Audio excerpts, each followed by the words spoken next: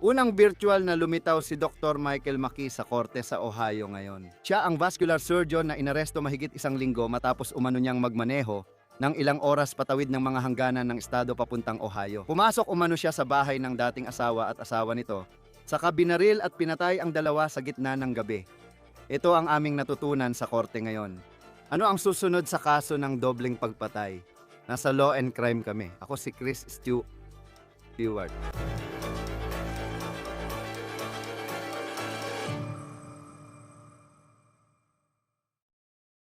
Mabilis lang ang pagharap sa korte ngayon ni Dr. Michael David Maki pero nakita natin siya.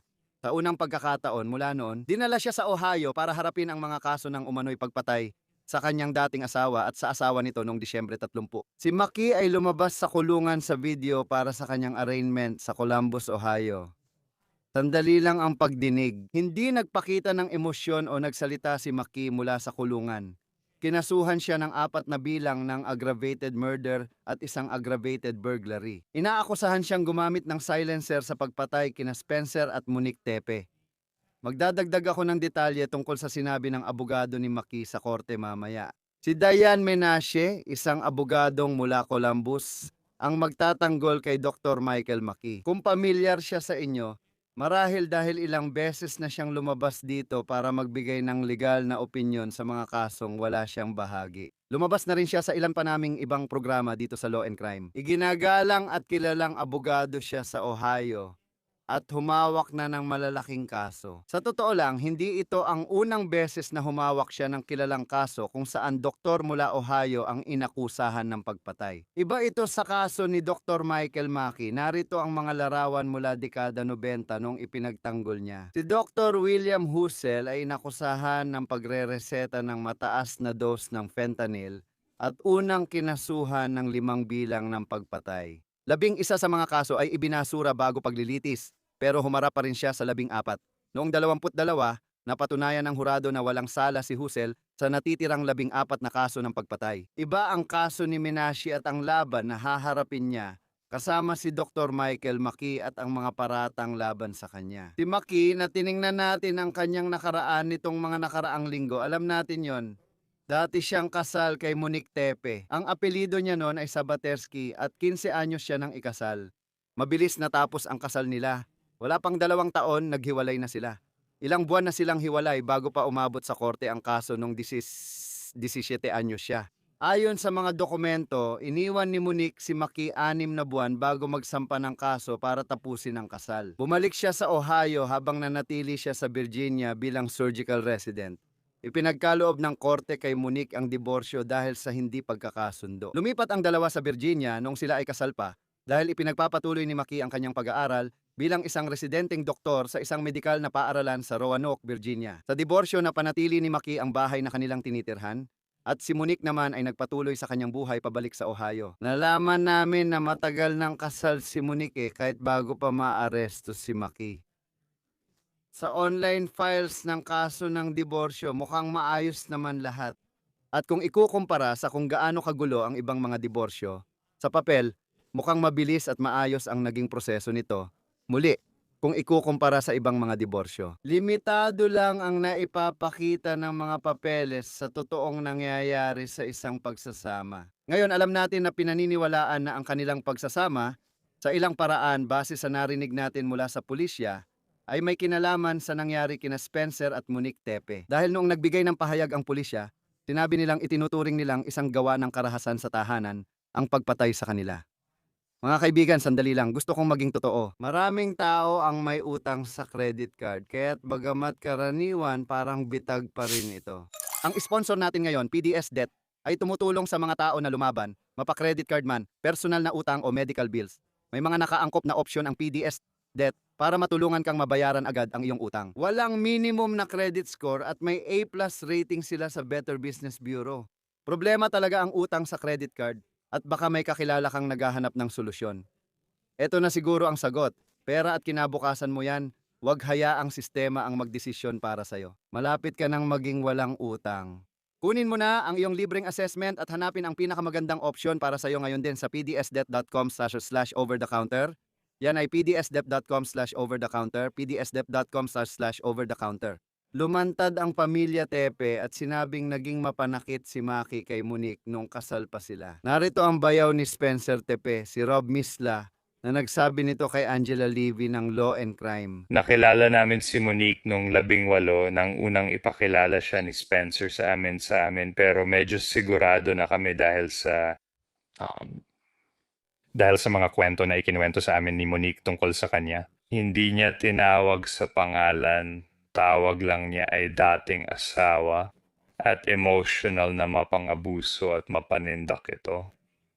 At alam mo, ginawa niya ang lahat ng makakaya niya para makaalis sa situasyong yon at nakilala si Spencer at namuhay ng masaya. Pero hindi ako makakapagsalita para kay Monique pero alam ko na nagbago siya bilang tao at marahil ay palaging nasa likod ng isip niya yon. Hindi ko alam. Hindi malinaw ang pananaw ni Maki tungkol sa relasyon. Walang sinabi si Maki tungkol sa buhay mag-asawa mula nang maaresto siya. Ngunit isang babae ang lumantad kamakailan sa TikTok at sinabing naging karelasyon niya si Maki noon. Tinanggal na ang post niya kaya igagalang namin ang privacy niya. Nakipag-ugnayan din kami para sa komento pero wala pang sagot. Sa TikTok post, nagbahagi siya ng larawan nila ni Maki bilang patunay ng relasyon nila na nagsimula nang siya ay 17 taong gulang. Hanggang matapos ang taon at halos buong 2018 nakilala na talaga ni Maki ang kanyang pamilya. Sa post niya, sinabi niyang nagkakilala sila sa residency nung siya ay 17 at nasa medical field matapos magdiborsyo si Maki kay Monique. Ayon kay Maki, siya raw ang biktima sa diborsyo. Umuwi siya isang araw, wala na si Monique pati aso. Dinala raw ni Monique. Nagulat siya na nangyari iyon, anuman ang dahilan ng pagtatapos ng kasal. Sinabi ng pulis sa Columbus na naniniwala silang ang nangyari noong Disyembre 30, 25 kinatapis ay insidente ng karahasan sa tahanan. Tekniko ng pulisya ng Columbus. O, 7. Oo, gusto kong humiling ng wellness check para sa isang tao sa kanilang bahay. Ang kwentong ito ay sa maraming paraan napakakilabot at napakahirap intindihin. Sa isang banda, ito ay dahil iniisip ng marami na sina Monique at Spencer Tepe ay mag-asawang minahal ng marami. Hindi lang sila kaibigan sa marami. Sila rin ay magulang ng 2 anak na edad 4 at 1. Mga batang lalaki at babae na lalaki na ngayon na wala ang kanilang mga magulang dahil sa nangyari. Pero mahirap ding maunawaan kung gaano nakakagulat na mangyari ang ganitong bagay. Kapag narinig mo ang unang tawag mula sa boss ni Spencer mga alas 9 ng umaga noong Disyembre, nahihirapan ng dispatcher paniwalaan na lampas ito sa basta nawawalang tao. Si Spencer katrabaho ko ay hindi pumasok ngayong umaga at hindi rin siya o pamilya niya makontak. Hindi siya pumasok sa trabaho. Tama ba? Sige, may problema ba siya sa kalusugan? Wala, maaasahan siya. Hindi namin makontak siya, pati pamilya o sino mang nakatira sa bahay na yon.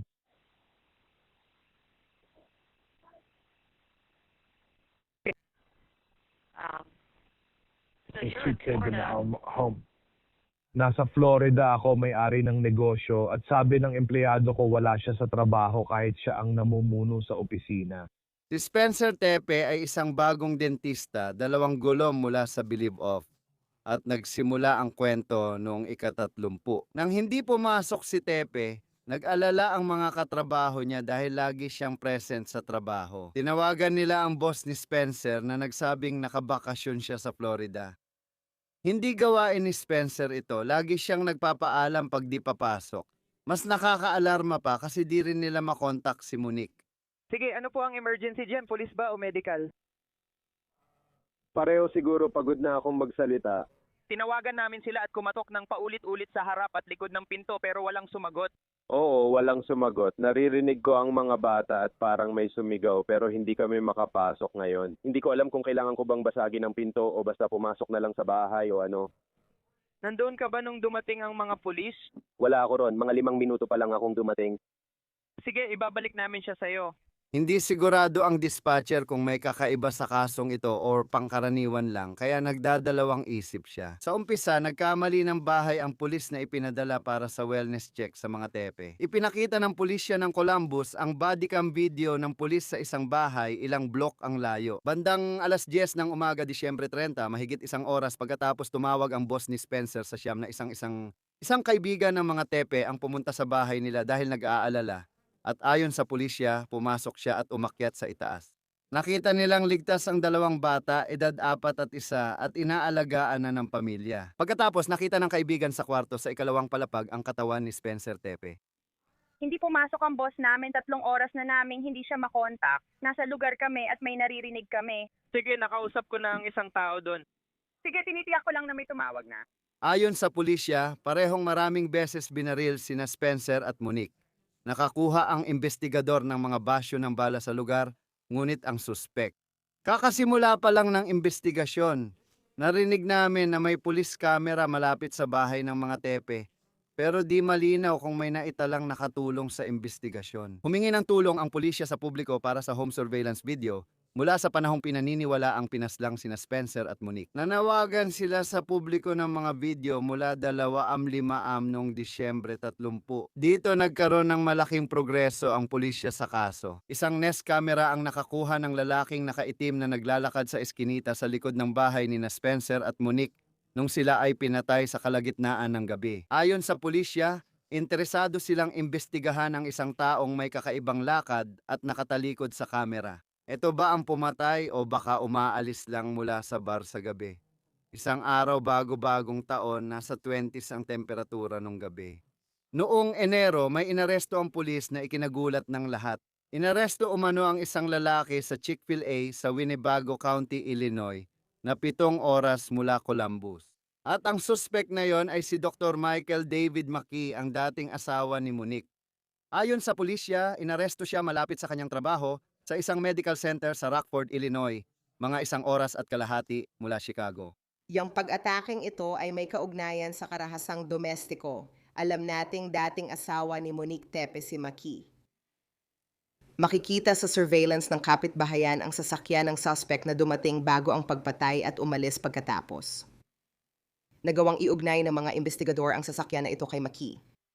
Natagpuan ang sasakyan sa Rockford, Illinois at may mga ebidensyang nakita na nagpapakitang si Maki ang may hawak ng sasakyan bago at pagkatapos ng mga pagpatay. Maari rin naming sabihin na maraming armas ang nakuha mula sa ari-arian ni Maki. May paunang connection mula sa nibin papunta sa isang armas na konektado sa mga pagpatay. Pinagdugtong-dugtong namin ang nakaraan ni Maki mula nang maaresto siya. Alam namin na lumaki siya sa Zanesville, Ohio, isang bayan na may 25,000 tao, 1 oras silangan ng Columbus. Sa tinanggal na TikTok post ng babaeng nagsabing naging kasintahan niya si Maki, sinabi niya na sinabi raw ni Maki na siya ay ampon. Nakipag-usap din ako sa isang taong lumaki kasama si Maki at sinabi rin niya iyon sa akin. Ngayon, hindi pampubliko ang mga record ng pag-aampon kaya hindi mo talaga ito basta-basta mahahanap. Kaya puro mga kwento lang talaga ang meron tayo tungkol sa buhay pamilya ni Maki sa ngayon. Kung totoo man, hindi natin alam ang mga nangyari sa kanyang pagpapalaki, kung bakit siya napunta sa ampunan at kung kailan siya inampon. Hintayin natin ang magiging resulta ng kasong ito. Ayon sa mga nakakakilala sa kanya, nakakagulat na matalino siya kahit mailap sa pakikisalamuha. Pinag-uusapan natin ang isang tao na top sa klase, National Merit Scholar at Honorable Mention All-State sa football. Marami siyang maipagmamalaki sa kanyang resume. Umalis siya ng Zanesville papuntang Columbus para mag-aral sa Ohio State. Naging freshman siya noong 2006, nagtapos ng undergrad at medical school doon noong 2014. Sa kanyang paglalakbay, nakilala niya si Monique Sabaturski. May nakita kaming mga larawan nila sa Facebook noong 2013 na mukhang nagde-date na sila noon. Mukhang binura na ni Maki ang Facebook profile niya at di malinaw kung kailan siya nag-offline. Si Maki ay nasa Virginia mula 15 hanggang 20 taon para sa residency at nag-divorce kay Monique noong 2017. Pagkatapos noon, naiulat na nagkaroon siya ng surgical fellowship noong 22 sa Maryland. Makikita mo. Para maging vascular surgeon, isang doktor na eksperto sa ugat at arterya. Mangangailangan ng ilang taong pag-aaral para maging tunay na surgeon, pero tila pagkatapos ng fellowship noong 22, ay narating mo na iyon. Dito nagsimulang lumabo ang mga bagay base sa aming nakita kung saan nga napunta at ano ang ginagawa ni Maki. May aktibong lisensya siyang surgeon sa Illinois kung saan siya naaresto at sa California, pero di malinaw kung doon siya talaga nanirahan. Hindi kailangan doon manirahan para maging surgeon license. Alam din nating sa Las Vegas siya nakatira. Dito na nagsimulang maging kahina-hinala ang malinis na background at LinkedIn profile ni Michael Maki. May kasong malpractice laban kay Maki na isinampa noong ika-24 kaugnay ng procedure noong ika-23. Inangkin ng pasyente na mali ang pagkakalagay ng catheter na bali ito at may naiwan na higit 8 pulgadang piraso sa kanyang katawan. Ngayon, si Maki ay hindi ang taong umano'y gumawa ng procedure pero isinama siya sa kaso dahil inaakusahan siyang responsable sa pagsasanay ng empleyadong gumawa ng procedure. Nagduda na sila ng hindi mahanap ng kumpanyang inupahan para maghatid ng papeles at reklamo sa kanya. Ayon sa mga dokumentong nakuha namin sa korte sa Vegas, 9 beses sinubukang ihatid ang papeles at hanapin si Michael Maki. Hindi nila nagawa kaya kailangan talaga nilang personal na ibigay ang mga papeles.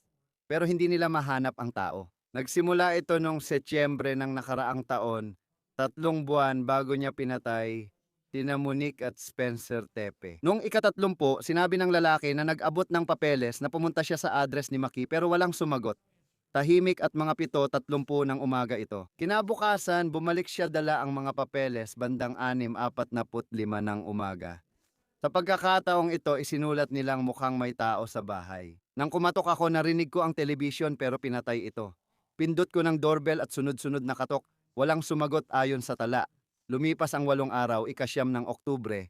Ganito ang nakasulat. Nakausap nila si Dr. Peter Caravella ng Las Vegas Surgical Associates, ang grupong sinasabing pinagtatrabahuhan ni Michael David Maki. Nakakagulat ito ayon pa sa sinabi ng kanyang katrabaho.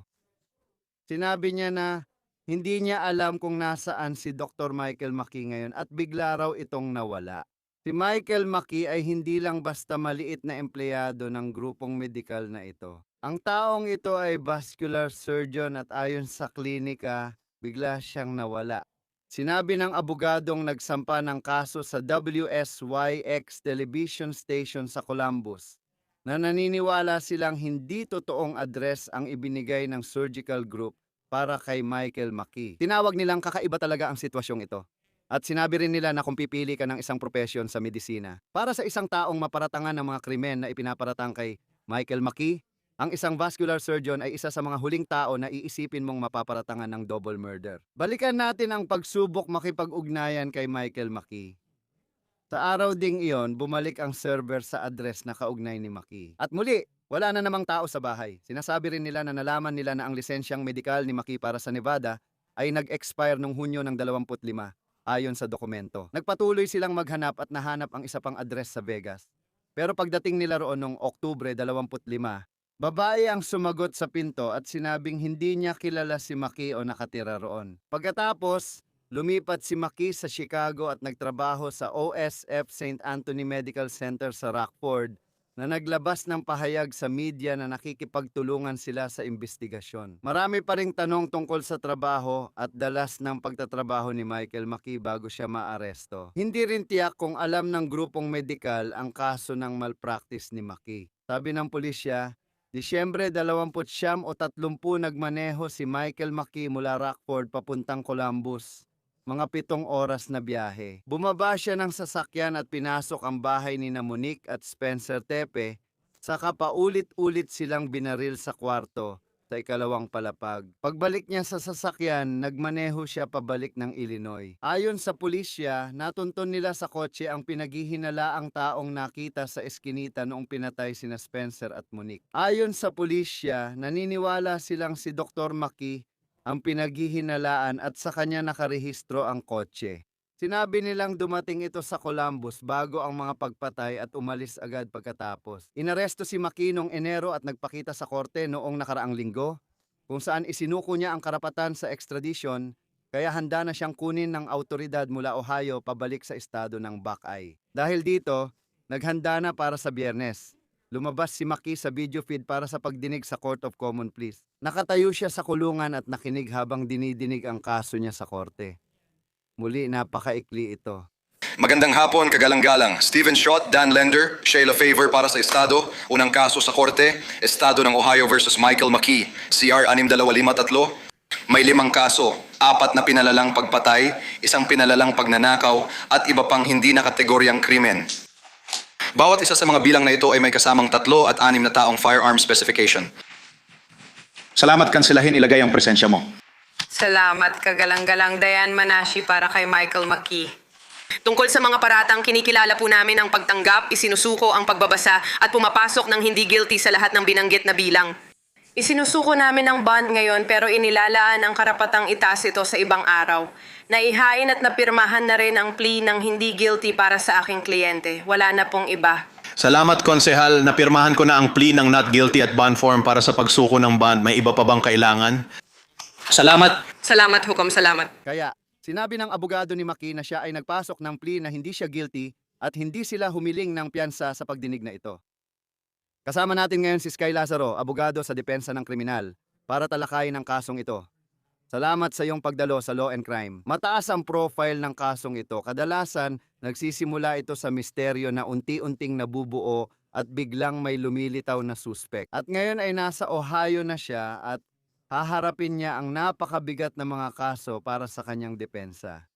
Ano ba talaga ang tungkulin ng criminal defense attorney? Alam na nila yon. Kung mauuwi ito sa paglilitis, baka taon pa bago mangyari iyon. Tama ba? Malayo pa tayo sa paglilitis dahil grand jury pa lang ang nakarinig ng ilang ebidensya at naglabas ng indictment. Kaya sa unang pagharap niya sa korte, malamang ay maglalabas lang siya ng kanyang plea. Kaya sa totoo lang, ang ginagawa ngayon ng kanyang abogado ay alamin kung sino ang dapat niyang kausapin. Malamang na bumubuo siya ng isang team sa paligid niya ng mga investigador or kung magdadala siya ng ibang mga abogado, mga bagay na ganon, talagang naghahanda lang para sa kaso. Maaaring may ilang paunang ebidensya na ibinigay mula sa opisina ng taga-usig. Minsan wala rin, kaya may mga ganitong pangyayari, pero sinusubukan mo lang talagang maglatag ng pundasyon para makapagsimula. Ano ang mga paunang hakbang? Kapag may taong tulad ni Michael Maki na inosente hanggat di napatunayan ang sala, humaharap siya sa mabibigat na kaso. Narinig lang natin ang panig ng pulis na sinasabing may kaugnayan daw siya sa nangyari kina Monique at Spencer Tepe. Ano ang mga usapan na yon, yung mga unang pag-uusap kapag tumatanggap ka ng kliyente na ganito? At kayong dalawa lang ang nasa kwarto at sinusubukan mong alamin kung ano talaga ang nangyari. Mahalaga munang buuin ang tiwala ng kliyente bago magtanong ng, uy, ano bang nangyari dito? Or nangyari ba talaga ito? Or kahit kung tatanungin mo man talaga ang kliyente mo ng, nangyari ba talaga ito? Alam mo, ang totoo, ang ginagawa mo ay binubuo mo muna ang tiwala sa kliyente mo, alam mo siya. Pribadong tagapayo ang abogadong kinuha niya. Kaya alam mo may isang tao mula sa pamilya or kahit papaano ay may lumapit sa'yo at nag-alok na bayaran ng iyong bayad para tanggapin ang kaso. Kailangan pa ring buuin ang tiwala sa pagitan ng abogado at kliyente, kahit pampublikong abogado o pribado pa ito. Ang iyong kliyente talaga kailangan talagang may malaking tiwala doon. Kailangan magtiwala sa iyo ang kliyente mo na gagawin mo ang tamang desisyon para hindi kayo mag-aaway sa buong kaso. Ang mga unang pag-usap ay hindi tungkol sa kaso, kundi sa tao. It ay kaso ng pagpatay, malamang walang piyansa, kaya maaaring magbigay sila ng argumento para sa pagpigil. Malamang na kumukuha siya ng impormasyon tungkol sa buhay, pero higit dito, mahalaga ang pagbuo ng relasyon. Ano ang mga isinaalang-alang ng isang abogadong tagapagtanggol sa kriminal? Kung tatanungin mo ba o hindi ang tanong na, ginawa mo ba ito? Para sa akin, personal na desisyon ng mga abogado kung kailan nila gustong itanong iyon. Ang huling mong gustong gawin bago malaman ang tungkol sa kaso or makakuha ng ulat ng pulis ay magtanong ng sobra-sobrang tanong. And ang dahilan ay ayaw mong mailagay ang sarili mo sa posisyon na magkaroon ng conflict at matanggal ka sa kaso. Kapag nagtatanong ka ng kung ano-ano sa kliyente, madalas natatakot sila sa umpisa. Maaring di nila sabihin ang buong kwento or baka iniisip nilang pinoprotektahan ang sarili sa ibang version ng kwento. Pagkatapos, baka may matuklasan kang bagay na hindi mo na kayang balewalain, na pwedeng maglagay sa'yo sa alanganin bilang representative ng tao at posibleng maging dahilan para di ka na makasali sa kaso. Madalas akong tanungin ng mga tao kung nakaupo lang ba ako sa isang kwarto kasama ang isang tao. Hindi ko ito sinasabi tungkol kay Michael Maki. Pag-uusapan natin ang ebidensyang sinasabi ng pulis na meron sila ngayon. Sa pangkalahatan, kung aminin ng kliyente na siya ang gumawa nun, paano ito nakakaapekto sa iyo bilang abogado ng nasabing tao? Kung umamin sila at sinabing sila ang gumawa ng krimen, Bawal sa abogado na ilagay ang tao sa witness stand para magsinungaling. Kung umamin ang kliyente na siya ang gumawa, pwede pa rin siyang ipagtanggol. Hindi ibig sabihin na hindi mo na pwedeng labanan ang ebidensya ng estado or yung mga issue sa pagpigil ng ebidensya or gawin ang lahat ng makakaya mo para sa kanila. Hindi mo pwedeng ilagay sila sa witness stand para sabing hindi ko ginawa yon. Ganyan talaga ang epekto niyan. Maging maingat sa mga susunod na hakbang para matiyak na nasusunod mo ang etikal mong tungkulin sa korte. o hindi pa rin natin alam ang napag-usapan kay Michael Mackey. At hanggat hindi pa natin nakikita ang lahat ng ebidensya mula sa magkabilang panig, doon pa lang natin malalaman kung ano ang magiging depensa niya. Ngayon, narinig natin mula sa pulisya na gamit ang video camera at pagre-rehistro ng sasakyan ay pagkatapos na sinabi nilang may mga armas na natagpuan sa bahay niya na may paunang kaugnayan daw sa pinangyarihan ng krimen. Mukhang yun ang kaso na inilalatag ng mga autoridad bukod pa sa katotohanang minsan siyang naging asawa ni Monique Tepe. Ano ang pinaka namumukod tangi para sa iyo ngayon sa kasong haharapin ng depensa ni Michael Mackey habang nagpapatuloy ito? Depende sa kalalabasan ng relasyon nila. Sa tingin ko mahalaga yon.